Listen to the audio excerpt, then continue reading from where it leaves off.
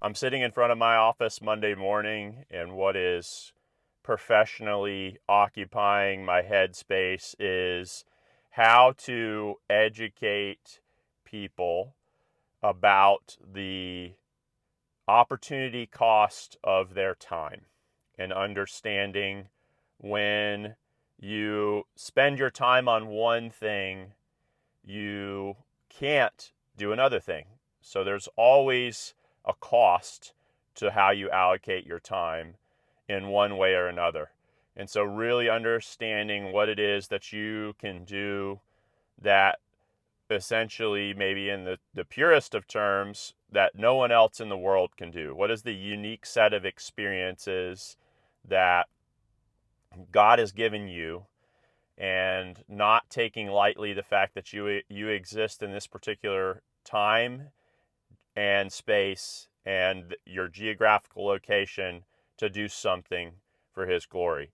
And if you're doing one thing for his glory, you're not doing another thing. Or if you're doing one thing that is not necessarily bringing glory to him, or using your time, talent, and treasures to use one set or one system of metrics to evaluate, then you're not doing it for another thing. If you're using it on one thing, and maybe it's not an accurate thing. And I don't want to be precious about it and to say I'm not doing my passion and this is what I really, there's a reality is that there's a learning process that takes place over time that you have to do, that you have to go through the gauntlet. But I think that for my own particular story and sense of things is that a lot of times that I'll end up doing things the hard way a lot longer than I need to do them, and I will do them in such a way that is not the smartest, because I'm used to just observing and just getting through the pain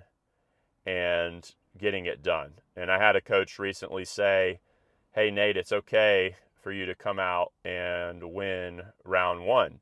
You don't just have to take the blows over and over and over again." And so that's some of the kind of maybe the downside of having the mental toughness and the experiences that I have in the military, that I can just gut through it.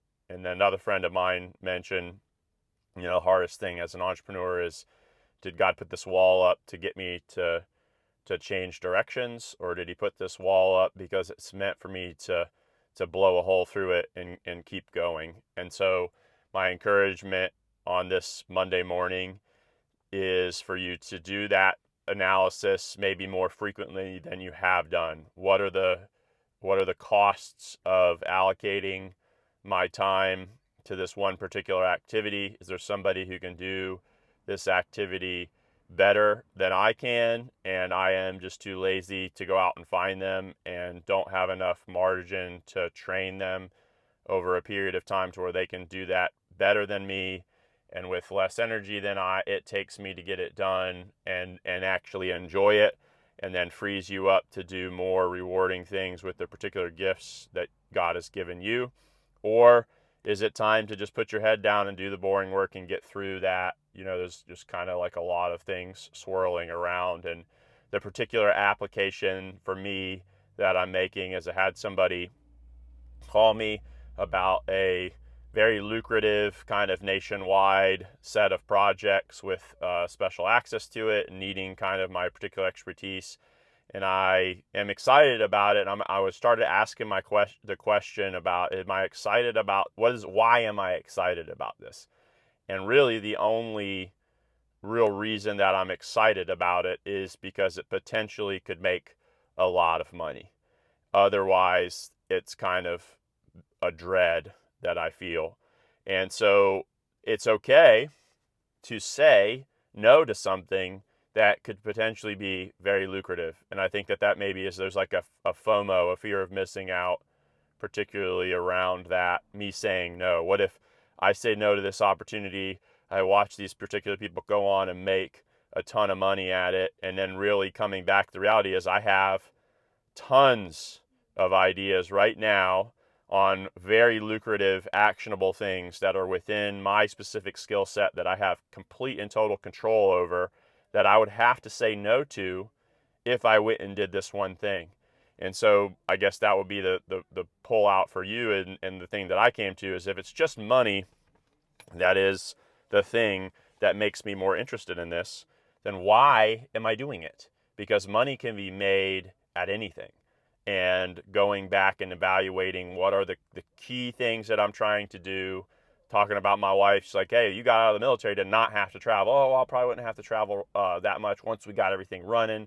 And I'm rationalizing these things that would make me have to compromise because of the financial upside only. So I'm probably going to send a message today to this particular person that reached out to me and say, hey, I really appreciate you thinking of me, but I'm not interested. I have things that I'm trying to build here locally, and I wish that you can find somebody, blah, blah, blah, blah. And then going back to evaluating the construction business that I have, and the things that I'm working on, and trying to really systematize the existing business and hire the right people so maybe that I can have 50 to 70% more bandwidth and mental abilities to build these other kind of long-term media and education type things that I don't have because I'm fielding a lot of stuff with clients. I don't have the right people in place.